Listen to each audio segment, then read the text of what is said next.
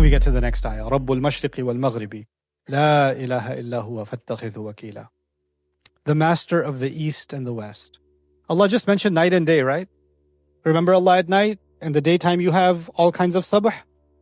Remember Allah and cut yourself off. And by the way, cutting yourself off even in the day, one part of that. Now Allah will actually put that to the test. There's going to be these two ayat, 8 and 9, are the lesson.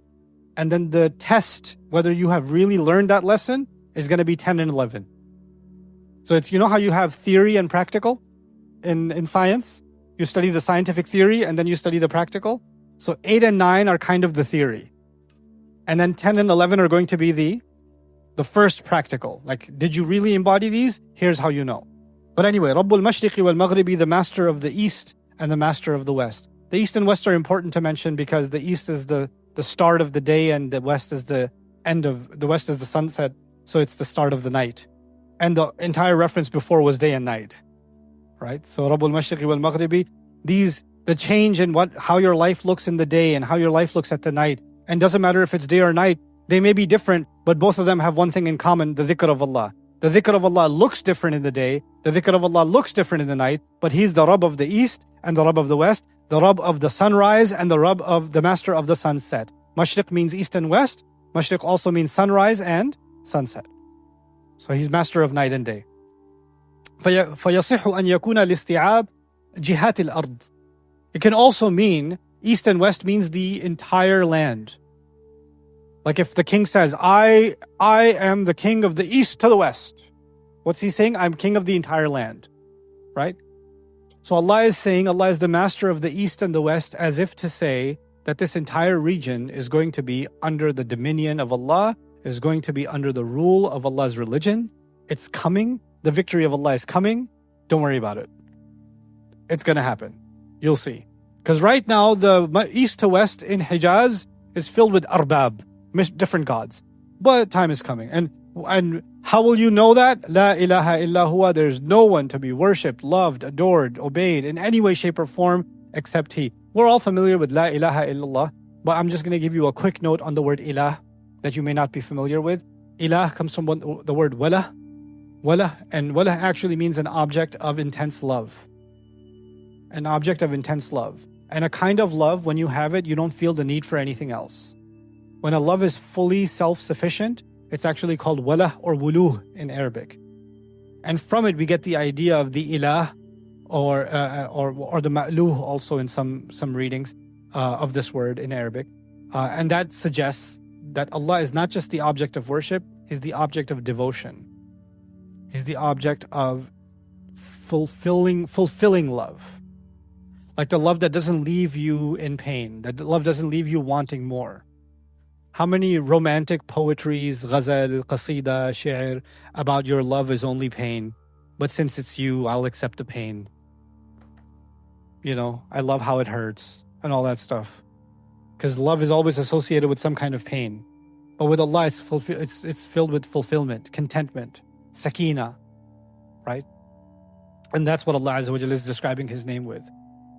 Ilah is also, Al-Ilah is also faza'a ilayhi in Arabic.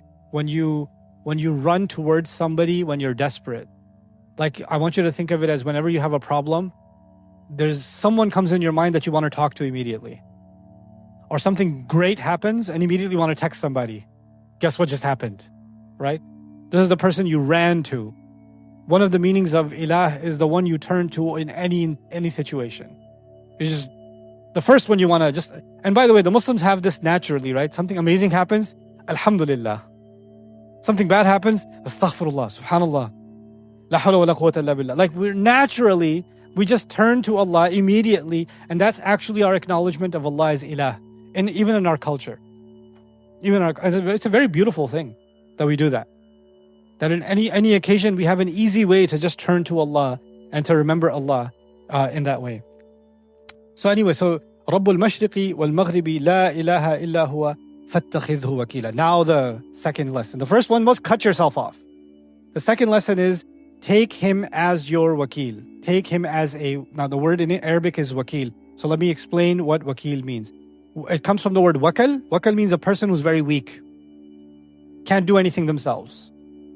ajiz, and they're laysa binafidh. If you tell them to finish a task, they can't finish the task. Like some of your kids. Clean the room. Oh, my back hurts. Right? So they're wakal at that time. And yakilu amrahu ila ghayrihi, what that means is when you say, hey, I can't do it, could you do it for me? I'm incapable of doing this. I'm just going to leave it to you. I'm relying on you to do it. The word wakal was used for a person that is slow or too dumb to do something or too weak to do something. They're doing it too slowly so it didn't get done. They're too dumb so they didn't do it right, or they're too weak to do it. Wakalatin naqa, when a camel is not performing, then the camel is wakal. From it comes the idea of tawakkul. I recognize that I am not able to control everything in a situation. So whatever's out of my control, I'm handing it over to Allah. Allah who controls the east and the west. Allah who there's no ilah, no one to turn to except Him. Therefore, Allah says, now take Him as your wakil. Everything that is out of your control, leave it to Him. Your sabh is in your control. Your standing in the night is in your control, isn't it?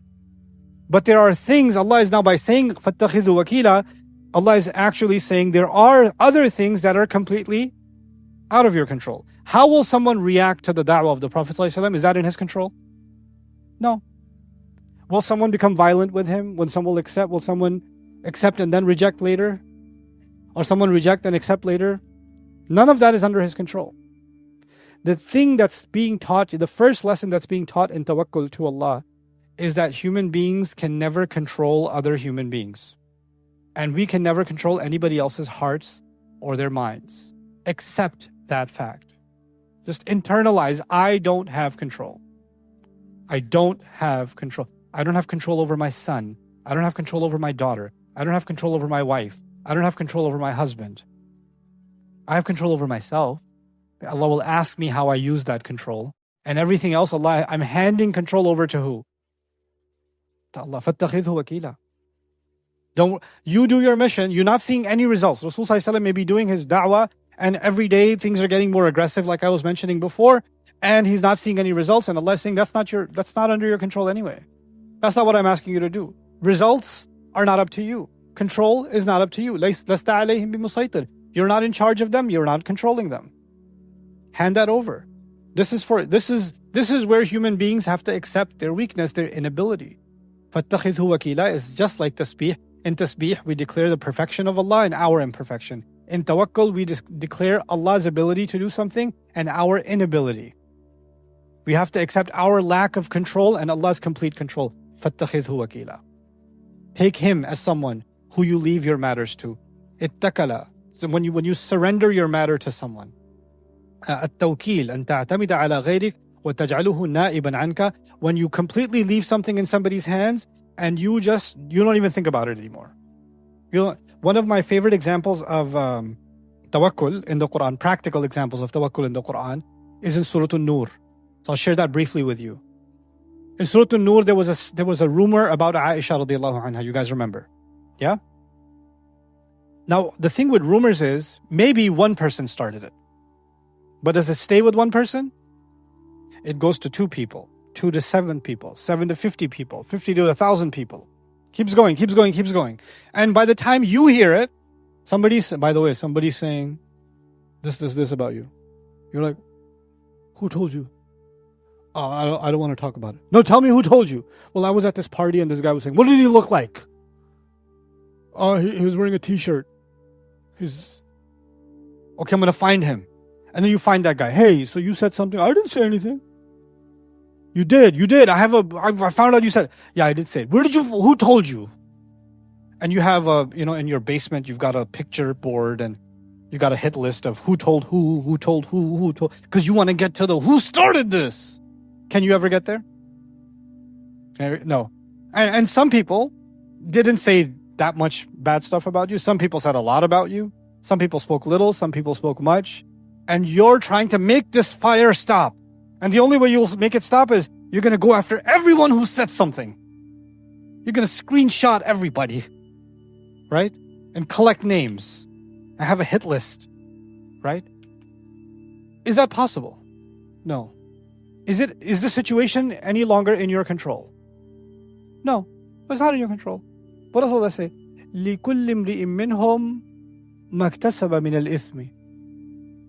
The ones who started this rumor, every one of them will get however much sin they did from this. Some people said a lot, some people said a little. Some people just sat there and listened and said, oh, really? And the people who said, oh, really? They got a little bit sin too. Other people, really, tell me more. They got a little bit more sin. The guy who started the whole thing, وَالَّذِي تَوَلَّى كِبْرَهُ, the one who started the whole thing, he's going to get the biggest. But did Allah say, this is the guy who's getting the biggest? This one's going to get 97%. This one's going to get 50%. This one's going to get 5%. Did Allah tell the believers who did what? No. Basically, Allah is telling us, leave that to me. Leave it alone. That's not for you. That's tawakkul. The word tawakkul is not used in that ayah, but tawakkul is being taught in that ayah, practically. Right? And this is the concept we have to understand. There's a theory. I trust in Allah. I rely on Allah. And people say these things easily, but when it's put to the test, they don't want to lose control. They want to hold on to that control. So la ilaha illa huwa fattakhidhu wakila. Now, Ibn Ashur on this. وَمِنْ أَهَمِّ التَّفْوِيضِ أَمْرُ الْإِنْتِصَارِ لِمَنْ تَوَكَّلَ عَلَيْهِ. And one of the most important aspects of really leaving things to Allah is when someone hurts you and you want to see them in pain. And like you want to see them pay the price for hurting you. Right? Because this is one of the most common questions I get. Ustad, how come bad people are still happy? Why are you stalking them on Instagram? This person hurt my feelings, and look at the picture they just posted of themselves. It burns us.